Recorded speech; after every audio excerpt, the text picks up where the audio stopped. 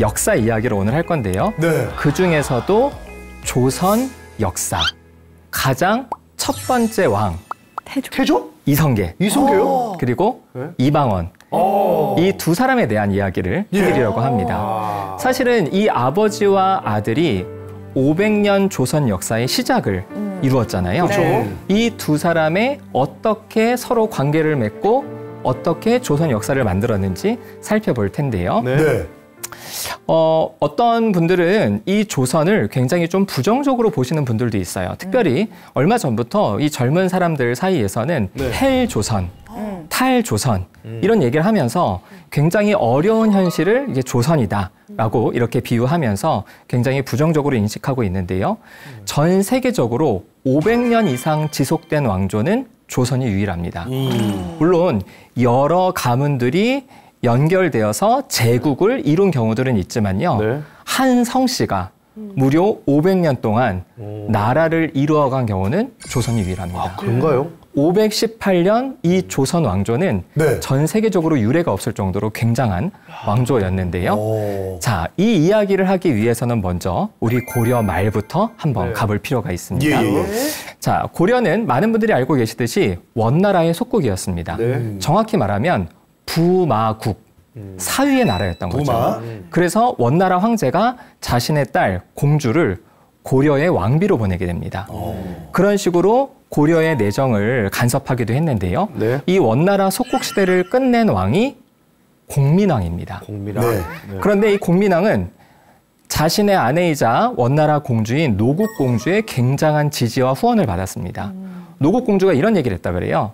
내가 비록 원나라 사람이지만 내가 지금 고려에 시집을 왔으니 나는 이제부터 고려 사람이다. 나는 그래서 고려 사람으로 고려의 부흥을 위해서 헌신하겠다. 그러니까 원나라 공주의 지지를 받은 이 공민왕이 개혁 정책을 굉장히 많이 펼치려고 했습니다. 네, 맞아요. 그런데 노국공주가 갑자기 세상을 뜨게 돼요. 그러면 공민왕이 아내의 후원과 지지를 얻은 그 마음을 가지고서도 개혁 정책을 계속 실시를 해야 되는데 너무 사랑했던 아내가 떠나자 완전히 무너지고 맙니다. 그래서 고려 말은 권문세가들이 자신의 이익을 위해서 권력을 서로 나눠 가지면서 고려 말은 점차 혼란 속으로 빠져 들어갔었죠. 그래서 당시 분위기에는 이제는 우리가 새로운 나라가 필요하다, 새로운 시대가 필요하다, 이러한 어떤 요청들, 이러한 분위기들이 굉장히 많이 자리를 잡고 있었습니다. 이런 상황에서 나온 사람이 바로 우리가 잘 아는 태조 이성계죠. 이성계. 네. 자, 여러분은 어떻게 생각하시나요?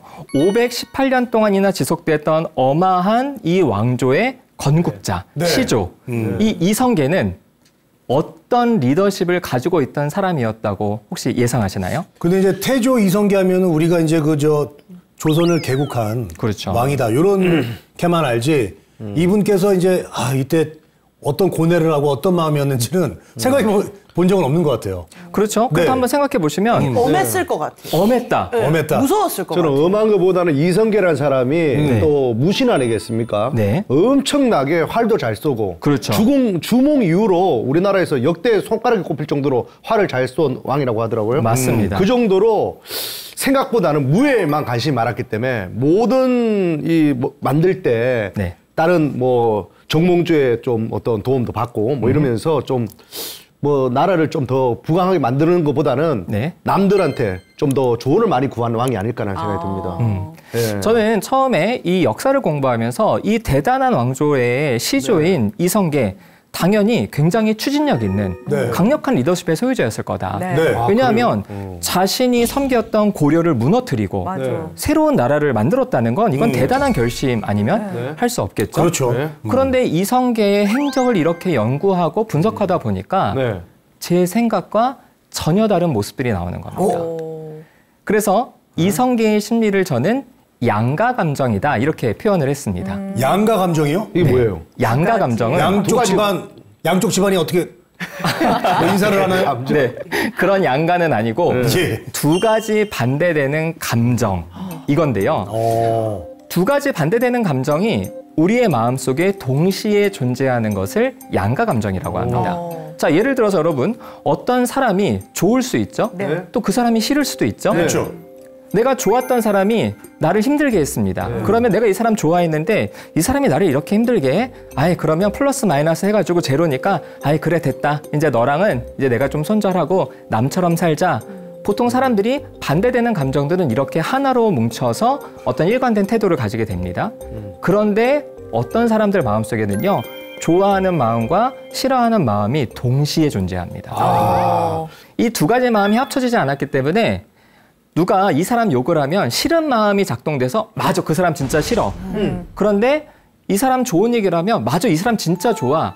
이렇게 일관되지 못한 행동과 표현들을 하게 돼요. 그리고 이 사람이랑 만나야 될지 만나지 말아야 될지를 결정하면 두 가지 마음이 계속 싸워서 결정을 최대한 미루게 됩니다. 그러네요. 그럴 수 있죠. 그렇죠? 그래서 마치 이거는 그냥 우리가 간단하게 여러분 식사하실 때 중국집 갔을 때 늘 고민하는 짜장 먹을 것인가 그렇죠. 짬뽕을 먹을 그 두 가지 마음이 동시에 들면은 사실은 결정하기가 어려운 것과 좀 비슷한데요. 자, 그래서 이 양가 감정이 굉장히 강했던 사람이다. 양가 감정이 강했기 때문에 결과적으로는요 일관되지 못했고, 그리고 결정을 최대한 미루고, 그리고 주변 사람들에게 책임을 전가하는 어떻게 보면은 리더로서는 조금 아쉬운 모습이 바로 이성계가 있다. 제가 그 얘기를 하고 싶었는데 좀 지식이 짧아가 못했던 거예요. 제가 딱 그 얘기 하고 싶었거든요. 이해했습니다. 이해했죠. 제가 말은 좀 어수선하게 했지만 그 뜻이었거든요. 양가 감정이세요? 예, 알겠습니다. 죄송합니다. 지금도 양가 감정이. 이성계의 양가 감정을 보여주는 대표적인 사건, 바로 위화도 회군입니다. 자, 어떤 분들은 이렇게 얘기하세요. 위화도 회군은 이성계가 새로운 나라를 꿈꾸기 위해 굉장히 전략적이고 계획적으로 의도했던 사건이다라고 얘기합니다. 자, 위화도 회군의 좀 맥락을 설명하면요. 당시 중원에서는 원나라가 힘이 점점점 잃고 있었고요. 주원장의 명이 점점점 커지고 있었습니다. 그때 고려의 왕이었던 우왕은 자신의 장인 어른이었던 최영의 조언을 받아서 우리가 요동을 정발하자 이렇게 말을 합니다. 그럼 이게 왜 그러냐? 사실은 여러분 원나라는 몽골족이었잖아요. 그럼 소수민족인 몽골족도 중원의 지배자가 됐었기 때문에 야, 우리 고려라고 못할 게 뭐 있냐? 이 중원의 혼란스러운 틈을 타서 우리가 데리고 나가자. 자, 여러분 고려는 원래 어떤 나라를 모델로 만들어진 나라죠? 고구려. 그렇습니다. 고구려는 한반도에 국한되지 않고 대륙으로 뻗쳐나갔던 나라잖아요. 그래서 이 고려인들의 마음속에는 항상 대륙에 대한 마음이 있었습니다. 그래서 이때 기회다. 그래서 우왕과 채영이 이성계와 조민수 장군을 불러서 너네가 군사를 데리고 요동을 정벌해라. 그래서 우리가 중원을 지배하자. 이렇게 이제 이야기를 하는 거예요. 그런데 이때 이성계가 야, 이 전쟁은 안 되는 전쟁이고 이 전쟁은 우리가 다 죽게 되고 이거는 의미가 없고 안 되겠다. 이 고려 대신 새로운 나라를 만들어야겠다라고 계획을 해서 위화도 회군을 마치 자신의 계획으로 포함해서 했던 거라면 그래서 우왕과 최영을 물리치기 위한 하나의 모략이었다면 사실은 굳이 위화도까지 갈 이유가 없는 겁니다. 없죠. 왜냐하면 개경에서 서경까지만 군대를 갖다가 돌려도 되는 거예요. 그리고 조금 더 속이고 싶다. 그러면 안주까지만 갖다가 돌려도 됩니다. 아니 확실하게 속이고 싶다. 압록강 강변까지만 가면 됩니다. 그런데 위화도까지 건너갔어요. 위화도는 압록강의 하중도입니다. 한강의 하중도가 어디죠? 인천? 김포. 하중도는 강 안에 떠 있는 섬이에요. 그런데 압록강 사이에 떠 있는 위화도를 가려면 수많은 군사들과 그리고 군수물자들과 이걸 가지고 가려면 엄청난 노력이 됩니다. 그렇죠. 그런데 위화도까지 건너가서 돌아온다? 거기서 회군을 한 겁니다. 도대체 이성계는 왜 그랬을까요? 사실 이성계의 마음속에는요. 자신이 고려의 충신으로 남고 싶은 마음이 있습니다. 그런 게 또 있었구나. 이성계는 일찍이 최영 장군을 자신의 상관으로 모시고 오랫동안 전쟁을 치렀습니다. 그리고 고려를 위해서 목숨을 내놓은 굉장한 무신이었죠. 그래서 이 고려의 충신으로 남고 싶은 마음. 하지만 이대로 고려는 안 된다. 새로운 나라가 필요하다. 새로운 나라를 만들고 싶은 마음. 이 두 가지 마음이 너무 강렬하게 동시에 존재했던 거예요. 그러니까 우왕과 채영이 요동정벌을 가라 하니까 이성계가 이 전쟁은 안 됩니다라고 반대했지만 최영이 독촉을 했어요. 무조건 가라. 그러니까 명령을 받아서 진군을 합니다. 그래, 내가 고려의 충신으로 남자. 그런데 같이 가던 군사들, 백성들이 장군한테 장군, 우리는 이 전쟁을 왜 해야 됩니까? 왜 우리가 남의 땅에 가서 전쟁을 합니까? 우리 가면 돌아올 수 있습니까? 이런 얘기 들으면 이성계는 그래, 내가 도대체 뭘 하고 있는 거냐? 그러면 거기서 멈춥니다.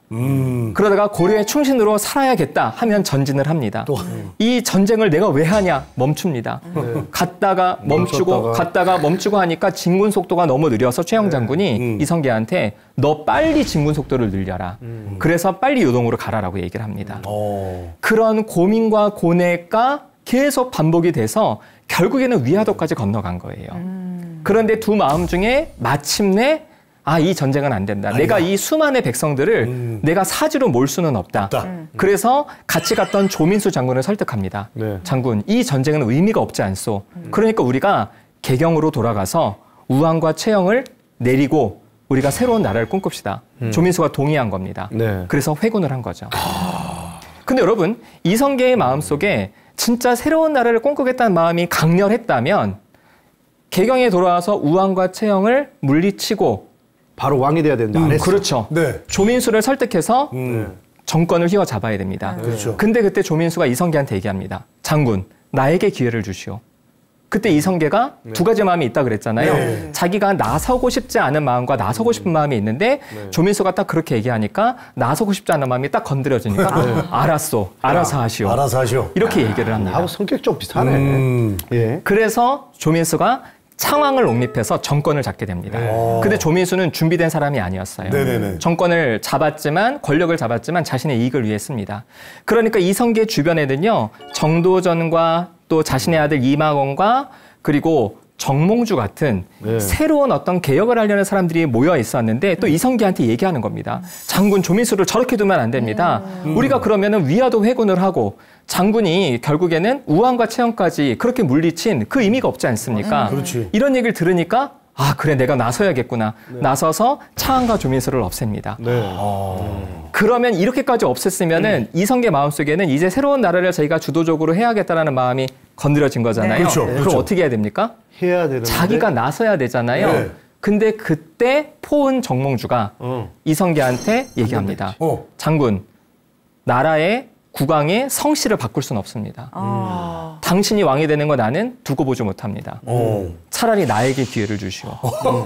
그럼 이성계가 아니다, 내가 할 거다 해야 되는데 이성계가 또 건드렸고 그렇게 하시오. 이렇게 얘기를 합니다. 맞아. 이분 되게 우유부단하시네. 그렇죠. 이 양가 감정 있는 사람들의 특징이 그렇습니다. 참네. 그러니까 저는 그 마음이 또 이해가 되는 거예요. 이해가 또 되세요.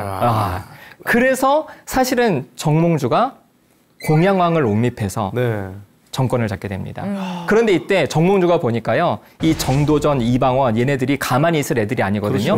그래서 이성계가 개경을 잠깐 비운 사이를 틈타서 잡아서 유배를 보내고 그리고 공양한테 얘기해서 사형에 처하라고 이렇게 공양을 압박합니다. 이 상황을 본 이방원이 이렇게 있다가는 다 죽게 생겼거든요. 이렇게 있다가는 우리가 그동안 고민했던, 아버지와 함께 고민했던 모든 것들이 숲으로 돌아갈 거니까, 그렇죠? 정몽주를 초대합니다. 여러분 잘 아시는 선주교. 그렇죠. 그래서 이방원이 정몽주의 마음을 떠보기 위해서 했던 시조가 있죠. 그렇죠. 난 너게 맞은 거야, 예, 그 하여가. 그렇죠. 이런들 어떠하리, 저런들 어떠하리 해서. 그런데 정몽주가 거기에 또 답을 또 시조를 했죠. 그게 뭡니까? 단심가. 이 몸이 죽고 죽어 100번 고쳐주고. 그러니까 자기는 고려에 충신을 안겠다는 겁니다. 이방원이 정몽주의 의사를 파악하고 바로 자기 부하를 보내서 바로 그냥 정몽주를 없앱니다. 절대로. 그거 참. 여러분이 이성계라면 아들이 마지막 정적을 제거해 줬어요. 여러분이 이성계라면 어떻게 반응하시겠습니까? 이제는 해야죠. 어쩔 수 없어. 이제는 어쩔 수 없어. 빠르게 건국을 해야죠. 그렇죠. 이제는 빨리 하자. 더 이상 갈 데가 없다 이제. 그렇죠. 그런데 이성계가 이방원을 엄청나게 책망했습니다. 맞아. 네가 어찌 포원을 죽이냐. 그렇지. 네가 그 사람을 그렇게 대하냐 하면서 어떻게. 엄청 비난을 합니다. 또 스승 아닙니까? 그렇죠. 이방원은. 그리고 정도전이 이제는 이성계한테 대감, 이제는 옥세를 받으셔야 됩니다. 이성계가 안 받는다. 난 안 한다. 이제 방법이 없습니다. 그렇게 실랑이를 한 끝에 결국에는 옥세를 받아들고 그래서 위화도 회군이 1388년에 있었거든요. 네. 근데 조선 건국이 1392년. 4년 만에. 4년 있다가. 그렇죠. 결국엔 이 4년 동안 최영 장군, 조민수, 정몽주를 없애면서 내가 해야 될 것 같은데 하기가 싫고 하기가 싫은데 하라고 하니 이 양가 감정 사이에서 굉장히 갈등했던 그 이성계의 심리를 우리가 확인할 수 있습니다. 자, 그런데 이성계와 달리 그의 아들 이방원은요. 굉장한 야심가입니다. 대단한 야심가죠. 그렇죠. 좀 전에 포은을 죽인 그 장본인이잖아요. 그렇죠? 그래서 이방원의 심리는 뭐냐? 한마디로 공격성이다. 공격성 성향이다. 네. 이 공격성은 사람을 직접 공격하고 때리고 화를 내고 하는 걸 의미하는 게 아니라요. 어떤 목표를 향해서 추진력 있게 에너지를 밀어붙이는 힘. 그걸 공격성이라고 합니다. 오히려 추진력 쪽에 그렇습니다. 좀 중심을 뒀을 때. 그렇죠. 그래서 아버지는 양가 감정 때문에 좀 좌충우돌하고 일관성이 없었던 그런 모습이었지만 이방원은 아버지와 달리 굉장히 강력한 리더십을 가지고 있는 그런 모습이었죠. 자, 그런 이방원의 공격성은요. 가족들을 향해서도 나타났습니다. 왕자가 2번이라 했잖아요. 그렇죠. 자, 조선이 건국이 됐습니다. 그런데 조선이 건국되었을 때 가장 먼저 했던 일 중에 하나는 세자를 책봉하는 거예요. 그렇죠. 왜냐하면 사실은 고려가 이렇게 찬란했던 고려가 왜 이렇게 망했느냐에 있어서 사람들의 의견이 좀 나뉘어졌는데요. 정도전 같은 사람은 고려가 1인 지도체제였기 때문에 이 왕이 무너지니까 다 무너진 거다. 그래서 우리가 새로운 나라를 꿈꾸려면 집단 지도체제, 의정부, 영의정, 좌의정, 우의정을 중심으로 하는 그 의정부와 왕이 협력해서 이 집단으로 나라를 끌어가야 된다. 이렇게 주장을 했던 거예요. 그러기 위해서는 왕에게 권력이 쏠리는 게 안 됐던 거죠. 그래서 후계자를 세울 때에도 정도전은 이방원처럼 자신의 주장이 강한 사람이 아니라 이성계 아들 중에서 가장 막내 아들 이방석을 세자로 책봉하자고 이성계한테 제안을 한 겁니다. 그런데 그때 이성계도 자신의 둘째 부인 강 씨가 또 부탁을 했거든요. 자신의 아들 중에서. 이방원은 첫 번째 부인 한 씨의 아들이었고요. 그래서 이 강 씨가 또 부탁을 하니까 강 씨와 정도전이 짜고 이성계를 설득하니까 이성계가 또 양가 감정이니까 또 영향을 많이 받거든요. 그렇죠? 그래서 10살짜리 꼬마를 세자로 책봉합니다. 아, 말도 안 된다. 그러면 이제 이방원이 또 가만히 안 있죠. 가만히 안 있죠. 자기가 목숨을 걸고 자기가 자기 손으로 어렸을 때부터 늘 따라다녔던 정몽주 어른까지 자기가 죽였는데 그러니까요. 이제 그거를 자기 동생이 그래서 이방원이 칼을 들고 가서 이방번과 이방석 그리고 정도전을 죽입니다. 대단하죠. 근데 여러분 여기에서 태조의 반응. 자, 태조는요. 내가 왕이 되면 얼마나 수많은 피를 내가 또 보겠느냐. 나는 왕하기 싫다. 그래서 계속 뺐는데 어쩔 수 없이 했는데 자기가 왕이 되고 나니까 자식들이 또 서로 칼부림을 하잖아요. 여기에서 이성계가 야, 내가 이럴 줄 알았어. 내가 이래서 왕을 안 하려고 했던 거야. 이렇게 얘기를 합니다. 그러면서 왕위를 내려놓습니다. 그리고 또 조선이 한양에서 건국됐잖아요. 야, 이 터가 안 좋은가 보다. 우리 다시 개성으로 돌아가자. 개성 환도를 결정합니다. 그리고 나서 왕위도 내려놨죠. 그러면은 이성계가 왕위를 내려놓으면 그다음 누가 왕이 돼야 됩니까? 세자. 그다음은 세자가 죽었으니까 세자가 되고 싶었던 이방원이 왕이 돼야 되잖아요. 그렇죠. 근데 이방원은 굉장히 전략적이고 계산적인 사람입니다. 똑똑하네. 자기가 왕이 됐다가는요. 또 치고 나오니까 비난받을 거거든요. 그렇죠? 여러분 조선은 예가 중요한 나라잖아요. 그런데 자기 동생 죽이고 지가 왕이 돼? 이렇게 되면은 당연히 비난받을 거기 때문에 자신의 형님 이방과를 왕으로 추천합니다. 우리가 지금은 정종이라고 부르는 그 이방과가 이제 조선의 2대 왕이 된 거예요. 근데 이방과는 굉장히 똑똑했어요. 이 자리는 자기 동생애가 가기 전에 잠깐 머물렀다가 가는 거다라고 해서 중요한 의사결정들을 다 이방원에게 맡겼습니다. 그런데 눈치가 없는 형이 한 명이 있었어요. 바로 이방간. 1차 왕자의 난 때 참여해서 공을 세웠지만 그 공을 인정받지 못해서 왜 나는 1차 왕자의 난 때 공을 세웠는데 왜 이방원 대감은 나한테 상을 안 줘? 이렇게 불평불만하다가 유배를 갔다 온 박포라는 신하가 있습니다. 이 박포가 너무 억울하니까 이방원에게 좀 이렇게 화를 입히려고 이방간을 찾아갑니다. 이방간을? 그렇죠. 이렇게 얘기하는 거예요. 이방간대가 잘 생각해 보시오. 지금 왕이 이대왕 정종 이방과가 내려오면 그 다음 자기가 이방원은 왕이 되고 싶을 텐데 당신이 여기 끼어 있으니 이방원은 또 기회를 노려서 당신을 칠 것이오. 그러니까 미리 조심하시오. 이렇게 얘기합니다. 그러니까 이방간도 성격이 굉장히 불같았거든요. 아니 이놈의 자식이 나를 친다고 하면서 이방간이 칼을 들고 이방원을 잡으러 간 겁니다. 그냥 방관했어야 되는데. 근데 이방원은요. 이방간을 전혀 생각도 안 하고 있다가 갑자기 장애에 칼 들고 온다니까 어쩔 수 없이 칼을 들고 나가서 형을 또 죽입니다. 상대가 안 됐군요. 그렇죠. 안 되지. 이방원인데요. 그렇죠. 이게 2차 왕자의 난입니다. 그러니까 이제 이방관은 이제 때가 됐다. 이제 내려와야지 하고 왕위를 내려놓고 이방원에게 왕위를 물려줍니다. 그래서 이방원이 태종 3대 왕이 된 건데요. 자, 가족을 향한 공격성은 또 있습니다. 자신의 아들들 양령과 충령이 있었는데요. 자신이 일찍이 아버지를 도와서 일을 하느라고 집 밖을 계속 돌아다녔으니까 이방원의 아내인 민 씨는 자기 아들들을 데리고 친정에 자주 가 있었어요. 그래서 친정에 가서 거기서 시간을 오래 보내다 보니까 자기의 아들들과 이방원 입장에선 처남들이 굉장히 친한 거예요. 그런데 이방원이 이제 왕이 됐잖아요. 그리고 처음에는 양령이 세자였잖아요. 그러니까 자신의 처남들이 자꾸 세자 주변에 얼쩡거리면서 나중에 야 니네 왕 되면 그때 외삼촌들 이거 기억해야 돼 이러고 있는 거예요.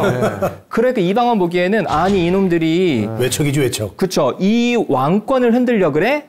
그래서 처남 4명을 모조리 죽입니다. 아이고 그냥 무조건 죽이네요. 너무 무서워. 이것 때문에 민 씨가 상처를 엄청 받아서요. 나중에 태종이 왕위에서 내려왔을 때 민 씨가 궐 밖으로 나가버려서 자신의 집으로 들어가 버립니다. 원래는 이제 왕위에서 내려왔더라도 이제 대비는 거기 있어야 되는데 나가버린 거죠. 그리고 또 아들도 처음에는 양령을 세자로 삼았거든요. 그런데 양령이 사실은 능력이 조금 부족하다고 느낀 거예요. 그래서 양령을 불렀습니다. 야, 너 세자잖아. 근데 너는 세자감이 아니야. 너 세자하지 마. 네 동생 세자 시킬 거야. 충령을 세자로 다시 시킬 거야. 충령대감을. 충령도 안 돼. 그러면 양념이 아니라 양념 아니야. 양념 안 돼. 네, 양념대군이 그러면 가만히 있었어요 또? 사실은 주색이 빠지고 하셨어요? 그렇죠. 양령 입장에서도 이게 이제 뭐 정사와 야사의 여러 가지 이야기가 나오는데 아버지가 워낙 강력했잖아요. 그렇죠. 그러니까 이제 양령은 거부할 수가 없는 겁니다. 그리고 자기가 봐도 자신의 동생이 똑똑하니까 뭐 일부러 공부를 안 했다느니 뭐 여러 가지 이야기가 있는데요. 그래서 그 충령이 우리가 잘 아는 세종입니다. 자, 어쨌든 이방원은요. 자신의 목표를 위해서 가족들의 희생도 마다하지 않는 굉장한 공격성이 있는 사람이었어요. 자, 이방원이 이렇게까지 가족을 희생하면서도 이 일을 추진한 거는 이방원 마음속에는요. 우리가 새로운 나라를 제대로 꾸려야 된다. 그래서 그러기 위해서는요. 몇 가지 제도의 손질을 받습니다. 첫 번째로는 정도전은 조선이 신하 중심의 나라. 이걸 신권이라 그럽니다. 신하 중심의 나라를 만들겠다고 해서 의정부가 왕과 함께 6조, 정무를 보는 6개의 기관을 다스리도록 의정부를 중심으로 이렇게 구도를 짰는데요. 이방원은 아니야. 이거는 신하 중심의 나라가 아니라 우리는 왕 중심의 나라로 가야 돼. 고려가 망한 거는 1인 지도체제가 문제가 아니라 그 왕의 교육을 철저하게 하지 못했기 때문이야. 그래서 세자를 국본이라고 하거든요. 나라의 근본. 국본으로 세자를 삼고 어렸을 적부터 세자 교육을 잘해서 왕을 훌륭하게 만들면 조선은 얼마든지 번성할 수 있어. 야, 딱 들으시네. 라고 하면서 왕권을 얘기했습니다. 그래서 여러분 조선 역사를 이해하실 때는요. 신권과 왕권의 대립으로 보셔야 돼요. 그래서 신하들이 왕을 견제하고 왕은 그 견제에서 살아남으면서 신하들을 견제하는 이 제도로 봐야 되는데 어쨌든 이방원은 왕권 중심의 생각을 했잖아요. 그래서 6조를 왕이 직접 관장하도록 합니다. 6조를? 그래서 틀을 바꿨어요. 그리고 조세 제도를 개편했고요. 또 왕자의 난이 일어났던 거는 개인적으로 병사들이 있었던 거잖아요. 군사들이. 그 군사들을 사병을 혁파하고 중앙군대로 만들었습니다. 그리고 또 백성들의 민심을 잘 듣기 위해서 신문고 제도를 만들었어요. 아, 그 유명한 신문고. 그렇죠. 네. 그래서 여러분 역사학자들한테 조선의 1대 왕이 누굽니까? 라고 말하면 당연히 모두가 이성계입니다. 라고 말하지만요. 이방원 해야지. 조선의 기틀을 놓은 사람이 누굽니까? 라고 하면은 많은 역사학자들이 이방원을 꼽습니다. 이방원. 네. 그래서 과도 많지만. 그렇죠. 예. 이방원이 있었기 때문에 세종이 나온 거 아니겠습니까? 맞습니다. 편안하게 정치할 수 맞습니다. 있게. 예. 자, 이방원의 이런 공격성은 얼마나 대단하냐면요. 이방원이 왕위에 오른 거는 개성에서 올랐습니다. 네. 한양에 왔다가 이성계가 왕제 하나 일어나고 나서 야, 여기 터가 안 좋다. 네. 우리 다시 돌아가자. 그래서 거기에서 정종도 그리고 태종도 왕이 됐잖아요. 근데 이방원이 생각하기에 개성은 고려를 위한 도시였지 조선을 위한 도시는 아니거든요. 그래서 신하들을 불러서 야, 너네 다시 조사해. 한양 터가 안 좋은지. 다시 조사를 했더니 긍정적인 답변이 왔어요. 우리 다시 한양으로 간다. 여러분 어떤 결정을 뒤집는 건 할 수 있지만요. 뒤집었던 결정을 다시 원상복구하는 거는 대단한 추진력이 아니면 할 수가 없습니다. 네. 맞아요. 그래서 다시 한양으로 돌아왔고요. 자, 그리고 아까 이동엽 씨께서 얘기하셨듯이 이런 모든 과정에서 사실은 아버지 이성계가 너무 상처를 받은 거예요. 아들끼리 서로 죽이고 싸우니까. 아, 그 누가 좋아하겠어요. 그렇죠. 그리고 이방원이 자신의 동생들을 죽이고 자신의 형도 죽이고 막 죽이니까 이성계는 아들이 꼴 보기가 싫은 겁니다. 그렇죠? 집 망했다 싶었지. 그래서 이성계가 자신의 고향인 함흥으로 갔어요. 근데 얘가 중요한 조선에서 왕이 자신의 아버지를 모시지 않는다. 야, 아버지가 인정하지 않는 아들 우리가 무슨 왕으로 인정하냐? 이런 얘기가 도는 거죠. 그렇죠. 예. 그러니까 이방원이 신하들을 불러서 야, 너네 함흥 가서 우리 아버지 모셔와. 그래서 신하들이 가는 겁니다. 그러니까 이성계가 고향에 있었는데 한양에서 신하들이 오잖아요. 니네 왜 왔냐? 그 아드님이 오시라는데요. 모시고 갑니다. 야, 나 안 가. 그냥 니네 가서 이방원한테 경고해. 나 부르지 말라고. 그러니까 신하들이 돌아왔어요. 그래서 니네 왜 아버지 안 모시고 왔어? 전하, 태상왕, 이성계 태상왕이 안 오신답니다. 안 오신답니다. 이 하면서 욕하면서 야, 빨리 모시고 와. 막 이제 화를 내는 거예요. 예. 그래서 또 갔습니다. 그러니까 이제 이방원 이놈이 신하들을 계속 보내는 걸 아니까 이성계가 그때 어떻게 하느냐. 저기서 앉아 있다가 동구 밖에서 신하들이 오면요. 활로 그 신하들을 죽이는 겁니다. 죽였다고요? 그래서 함흥으로 갔던 차사들이 안 돌아오더라. 그래서 나온 얘기가 함흥차사예요. 그때가 이제 함흥차사가 돼서 그렇죠. 우리가 어디 가가지고 안 오면은 함흥차사다 이렇게 얘기를 하는 거죠. 근데 여러분 생각해 보세요. 이성계는 심리적인 특성이 뭐였습니까? 양가 감정이었죠. 네. 이성계는 설득했으면 됐겠는데. 그렇죠. 일관되게 어떠한 행동을 할 수가 없는 사람이고요. 이방원은 공격성이죠. 아버지와 아들이 붙었습니다. 결국에는 이성계가 왔겠습니까? 안 왔겠습니까? 절대 안 오지. 이성계도 왔을 것 같아요. 이성계는 왔습니다. 왔겠죠. 우유부단한 네. 그렇죠. 차사들이 너무 많이 죽으니까. 아버지가 안 간다고 해도 아들이 목숨 걸고 보내니까. 오라고 하니까 이성계는 마음이 흔들려서 결국에는 돌아갔습니다. 가셨네. 그 거기서 편하게 사셨어요? 맞습니다. 편하게 살았으니까. 다행이다. 차사들만 괜히 죽었네 그냥. 그러니까요. 아유, 세상에. 그래서 결국에는 아버지와 아들의 대결에서 언제나 승자는 아들이었습니다. 아들이구나. 자, 여러분. 오늘 이성계와 이방원의 이야기를 이런 심리적인 차원에서 양가 감정과 공격성이라고 설명을 드렸잖아요. 네. 그래서 저는 상담하면서요. 사람들은 자기 모습이 상대한테 어떻게 영향을 미치는지는 잘 인식하지 못하고 저 사람 때문에 내가 그렇다. 아, 맞아. 그걸 남의 탓을 그 약간 탓을 하네요. 남의 탓을. 그렇죠. 그런데 저는 알려주죠. 당신 입장에서는 저 사람 때문에 당신이 그런 거겠지만 상대방 입장에서는 당신 때문에 상대가 그런 거다. 야, 어떡하냐. 여러분 그래서 관계는요. 맞물려 있습니다. 마치 이런 거나 마찬가지예요. 여러분 삶에서 여러분 가족이나 친구나 야, 저놈은 우리 집사람은 우리 남편은 우리 자식은 이게 문제야 라고 생각하시잖아요. 그래서 여러분이 어쩔 수 없이 어떤 행동을 하시잖아요. 그거를 관점을 반대로 생각해보면 그 사람이 그런 건 바로 여러분 때문입니다. 그러면 항상 내 탓이요 해야 되겠네요. 양쪽을 다 봐야죠. 내 탓도 보고 저 사람 탓도 보고. 그래서 우리의 관계는 늘 맞물려 있다. 이거를 잘 모르는 사람들이 계속 남 탓을 하면서 관계들이 다 깨져나가는 거예요.